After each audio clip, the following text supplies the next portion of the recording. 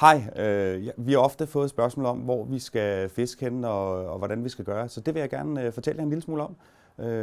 Her der har vi et billede af Langelandsbæltet, og som I kan se, så ligger Langeland herude, og vi har Agersø og Omø liggende heroppe, og vi har Onsevig, som ligger hernede.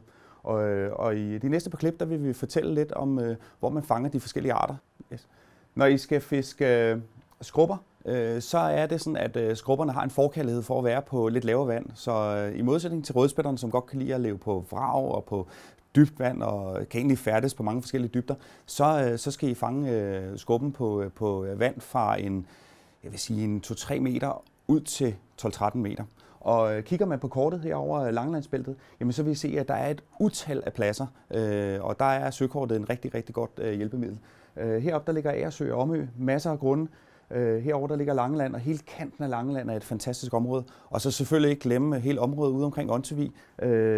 Onsevig er jo simpelthen dekoreret med lækre grunde, så der er det altså bare at komme ud og give den gas herude. Der er fantastisk fiskeri efter skrubber.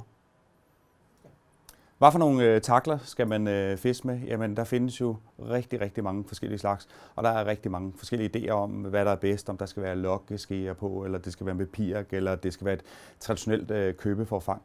Jeg laver min forfang selv, og det vil sige, at når jeg går ned og køber et forfang i butikkerne, jamen, så klipper jeg det stort set op, bruger de dele, jeg kan bruge, og så begynder jeg at lege lidt med dem selv.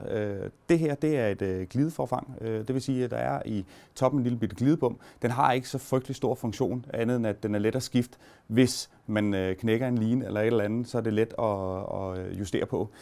Men ellers er forfanget lavet på den måde, at man har en krog, som hænger efter pirken, og det vil sige, at man altid har et stykke, som ligger på bunden. Og det her forfang, når jeg laver de her forfang, så måler jeg dem faktisk ud.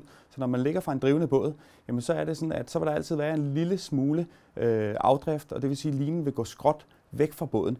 Og det vil sige, at når den ligger og fisker sådan her, så lyder vi som om det er nede på bunden, jamen så har man hele tiden begge kroge på et forfang som dem her, liggende nede på bunden, så det er begge kroge, der fisker efter fiskene.